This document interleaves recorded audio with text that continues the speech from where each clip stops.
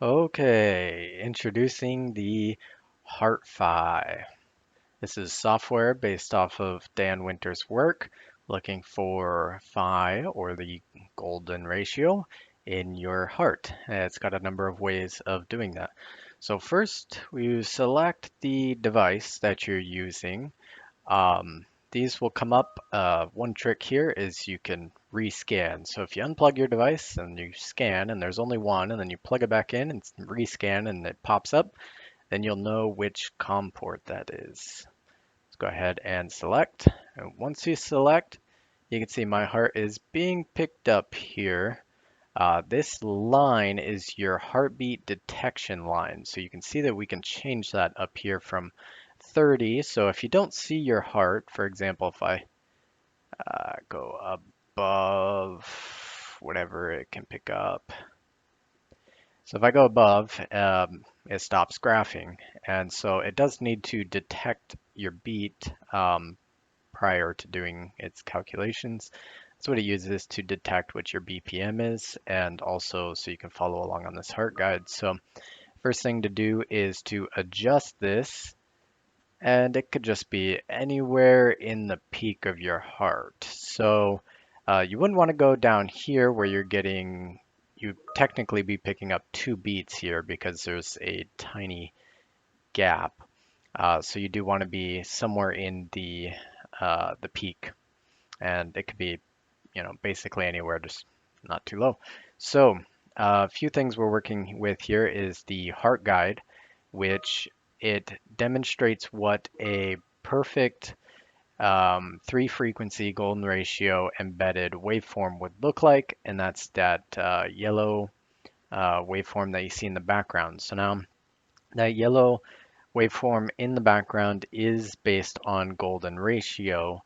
What this means is if you do manage to follow it with your heart rate, and you use breathing techniques generally to map this out. So kind of breathe out, and then we have, whenever you need to do a peak, you breathe in, and then you can work on holding it, letting go, relaxing, taking smaller breaths. To follow this pattern. As you can see that, sometimes there's these little humps in here, and then there's medium and large, and so it's a whole game to follow, and use your breathing techniques to manage that. So what that will be is that'll be demonstrated down here in your HRV FFT, and as I have this window, I'll show you. So they are all movable and they're resizable, but only resizable by the bottom right corner. Sometimes it could be awkward if you're trying to resize in the bottom left. Only the bottom right are the resizable, so keep that in mind. And so this is your HRV, heart rate variability, FFT. So this is based on, and you can also pull up if you want to look at a longer graph of what your heart rate's doing over time. This one, they're the same graph here, except this one's got the heart guide in it, and this one is just your heart rate changing over time. And then you can change your data length. So if you wanted to look at what my heart's been doing over a longer period of time, um, you can do that as well. And each of these can be closed like that. And so now you can see my HRV FFT is starting to make out a form here, and we got these 3 peaks. And once it gets enough data, and I think we've got enough already, you can enable peak lines. So this will show us where our 3 peaks are. And in red, you have VLF, LF1, LF2, and HF, corresponding to the colors. And then you get your frequency numbers down here.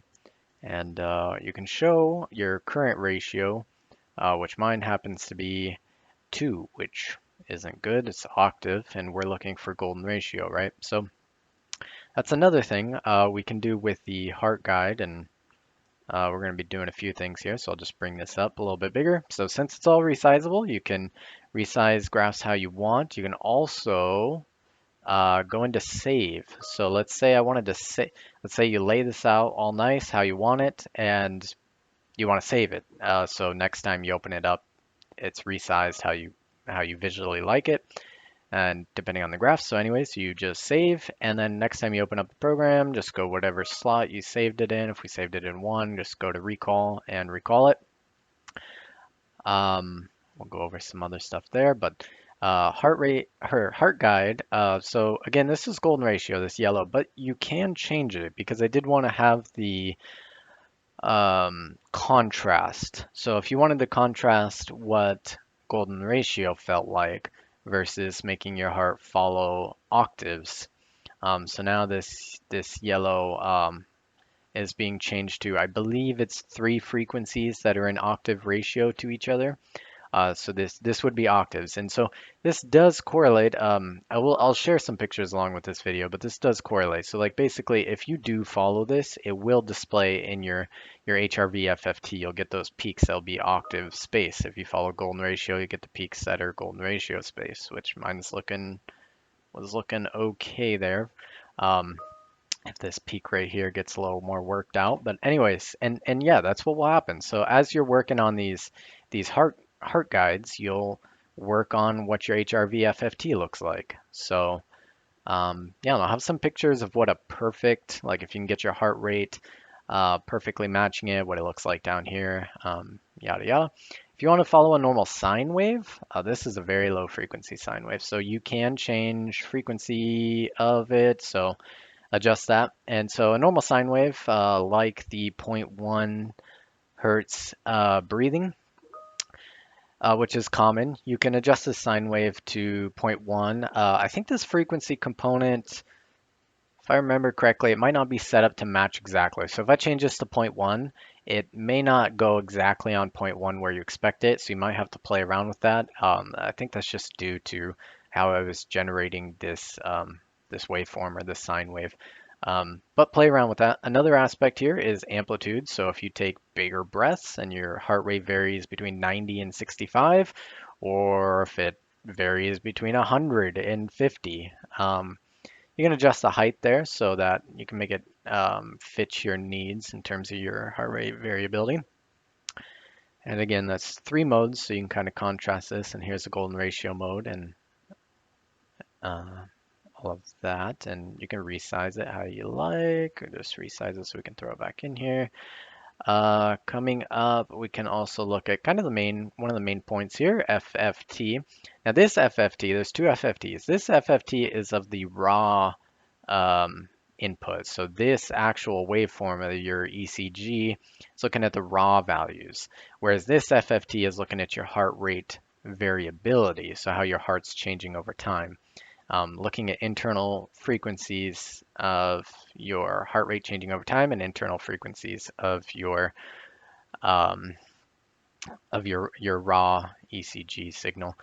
Um, so yeah, so we have a few settings here. We can turn on peak lines, and my heart generally I get these peaks about spaced here, and I kind of lack in this second peak here. Um, which everybody's heart is different. So me, the golden ratio tends to be, and I have this current ratio on. So my ratio tends to be 2.618, but the score won't respond to that. Right now the score is set to respond to a ratio of 1.618, so exactly on the golden ratio. I may change that again. I did have it responding to integer exponents of golden ratio, having a score based on that, and that was nice, especially because my heart tends to be around the 2.618 rather than the 1.618. And you've seen for a moment there, I probably got a little more higher in this peak, and kind of I get some score values there. So everyone's heart's a little bit different, but anyways, I do have a score graph based on this. So this is based on your golden ratio. And this is a graph of just a linear graph across time. And there is kind of a game that you can also work on as a different view. Resize it as needed, put it wherever you want. And then these are red, and then when your score goes up, they'll turn green and they will more align in the center. So that's how that works. And over here we have Sepstrum. Oh, here we can change low pass filter. Um, more or less should be about the same. And then we can change our scale. So if we wanted to look at a little bit higher frequencies out there, or if we wanted to zoom in, depending on the amplitude you're getting from your input device, you can zoom in here and change that perspective. And moving along, what a second order FFT or the cepstrum. So you have a cepstrum graph down here. This uh, is an FFT of an FFT, um, which is another way of looking at the relationship of frequency within your heart. And again, this is based off the raw data. So this is raw data FFT. This is raw data cepstrum. Um, and you have a few options here. If you want to track the peak, because this graph does kind of auto scale, you can turn on peak tracking. So now this graph will kind of say stationary around what your highest peak was. And there's some people that have really nice looking FFTs, and they get really high peaks in the cepstrum. So again, these are tools to play with, and again, it's based off of Dan's work. So go ahead and read on his work to get a little more educated on what those features are and how they work and how they relate to coherence and empathy and etc. So yeah, so we can track the max peak that you've got, and that kind of helps the graph. Low pass filter, if you wanted to change that. Scale, so if you wanted to look out a little bit further, you could do that. And you can also enable scoring in Cepstrum, which is useful. Um, Change my scale back here. So this score is useful. It is useful for looking at golden ratio between peaks here, because it does correspond to a higher value of golden ratio between peaks here. So you seen as I got that second peak, which my second peak, I need to work on whatever breathing exercise to get this one up. But as I hit that, I do get more golden ratio. So again, this is an entire training system, basically to get golden ratio in the heart, both in the heart wave and in your heart rate variability. So complete golden ratio designed system. So that's about it for Cepstrum. We can also turn on Cepstrum history, which is another interesting one to play with because Cepstrum does seem to relate very strongly with your emotions. So if you look at this waveform, you can say, okay, this is how I'm feeling. But if you watch it change over time and you feel what's happening inside of you, you'll notice that as your feeling changes, the average waveform changes. Like so, it'll shift. Um, or it will just take a different shape altogether, more rounded, more jagged, that sort of thing. So this one is one of my favorites. Watching this Cepstrum history because of get some water. I'm out of water actually. So you seen there, there's a bit of noise there as I raised my arm up, and that kind of threw everything off. It will readjust. Each one of these is based on a different time span window.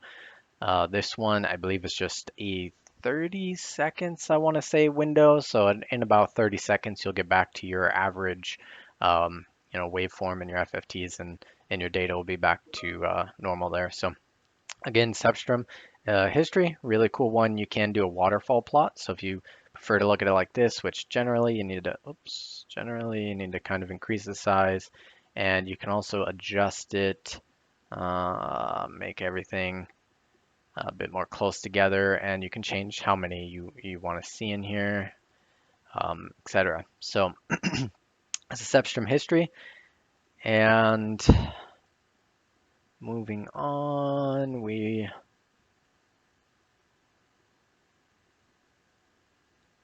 hit all of these.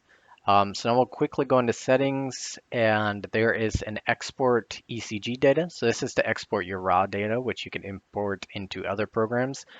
As long as the file structures match, which I believe this is just exporting into a text file with timestamp data. So Same with the export HRV data. And so these can be, if you want to export it and input it into other software, like maybe Kubios is a software that you could import that into to look at kind of, Kubios gives you a little more medical insights. So again, this is just to transfer your data in there if you want to look at more insights.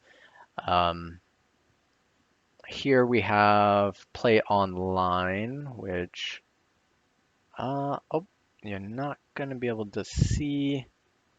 Let's see if I can transition this. Give me one moment. Okay, there we go. Got it pulled up. So in here you have, you can create a session. So if you would like to create a session, it's going to generate a code, and then you would give your friend that code. Your friend puts it in here and clicks join session, and that's it. Or you can go to a public room, which is super cool. Go into a public room and you have chat here, and everybody who's in the public room will be here. And this is your Sepstrum. So this is your second order coherence, and it's kind of an overview of the internal frequencies inside of your heart. And it does correspond to a bigger outlook, being that it's second order. Um, so yeah, and Dan has a lot of stuff on this about Sepstrum's aligning. And so, and that being, empathy and sharing emotion, and also love-based and heart-centered and that sort of thing. So go ahead and definitely look into that. But yeah, so this is the online room, and if I can go back here, see if, okay, yeah, so you can change your name. It does save your name, and the first time you open this, it will ask you, oh, it didn't show that on the recording, it looks like, but under options, you do have that. Hopefully all my options were showing up. Now I'm a bit worried. I'll switch back to that and double check. If not, you have to just follow along at home, which is cool because the software is completely free, so you can just download it and try it out. But yeah, so you do have to set your name the first time you open up the online play, and in the Sepstrum is based off of your raw data, and you'll see everybody that's in that public room, or if you guys join a private room. I'll switch back to the main software now. Okay, here we are, and let me double check that you were seeing my options. You were not seeing my options. They do not show up on the recording here. Well, that's a major pain. Um, in the actual software, when you click on, for example, mode here, when you click on mode, it shows three options: phi, octave, and sine wave, and those you'll just by my explaining of that earlier, it's the same thing. You just change your options there. Again, the software is totally free, so just open it up and go ahead and play around with it. And there's a few other things, but I will leave those to the post where I'm sharing this video about the hardware, about how to get the hardware, um, and that's generally about it. All right, thank you very much.